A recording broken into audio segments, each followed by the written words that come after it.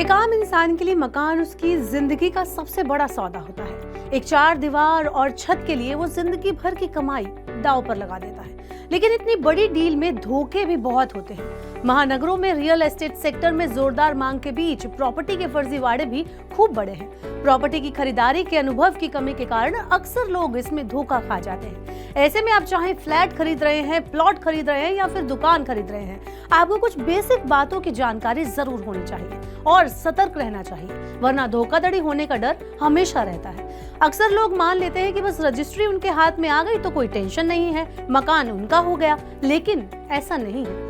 इसे भोपाल के मोइन अली के उदाहरण से आप जान सकते हैं। दरअसल मोइन अली ने रीसेल में एक मकान खरीदा था। वो 6 महीने से उसमें रह भी रहे थे।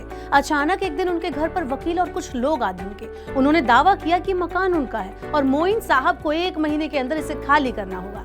दरअसल जिस शख्स से मोइन ने ये मकान खरीदा था उसने बताया था कि यह मकान उसी का है, लेकिन एक्चुअल में ये विवादित प्रॉपर्टी थी जिसका केस अदालत में चल रहा था। मोइन ने बिना जांच पड़ताल किए विश्वास पर यह मकान का सौदा कर लिया था, लेकिन अब वो फंस चुके थे। उनके करीब 30 लाख रुपए दांव पर थे। साथ ही उन पर कानूनी रूप से मकान खाली करने का दबाव भी था।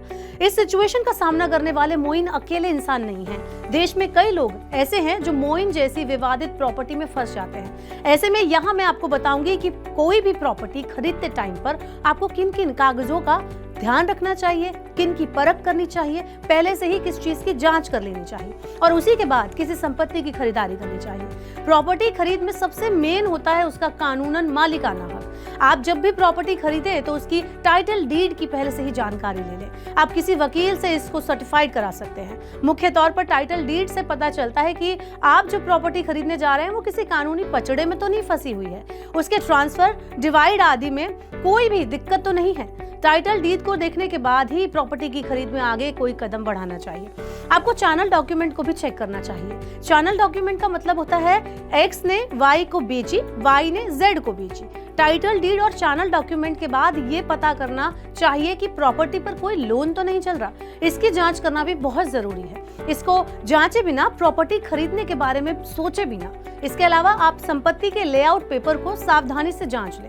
पता कर लें कि इसका नक्शा पास है या फिर नहीं। संपत्ति लेने से पहले आपको बिल्डर या सोसाइटी से नो ऑब्जेक्शन सर्टिफिकेट जरूर लेना चाहिए। इससे आगे चलकर आपको कोई परेशानी नहीं आएगी। अगर आप नई प्रॉपर्टी खरीद रहे हैं तो बिल्डर से कंस्ट्रक्शन क्लियरेंस सर्टिफिकेट आप जरूर ले लें। इसके अलावा आपको ऑक्यूपेंसी सर्टिफिकेट भी लेना जरूरी है। ये प्रमाण पत्र स्थानीय अथॉरिटी द्वारा प्रोजेक्ट पूरा होने के बाद ही जारी किया जाता है। ये दस्तावेज बताता है कि डेवलपर ने पानी, सीवेज और बिजली जैसे जरूरी अनुमतियों को ले रखा है। क्या आपने भी हाल ही में प्रॉपर्टी खरीदी है या फिर प्रॉपर्टी खरीदने का प्लान कर रहे हैं तो आप इन कागजों की पड़ताल जरूर कर लें। इसके साथ ही प्रॉपर्टी से जुड़े कुछ सवाल है तो आप मनी9 से पूछ सकते हैं। इस तरह की और खबरों से रूबरू रहने के लिए, अपडेट रहने के लिए मनी9 के YouTube चैनल को सब्सक्राइब करना ना भूलें।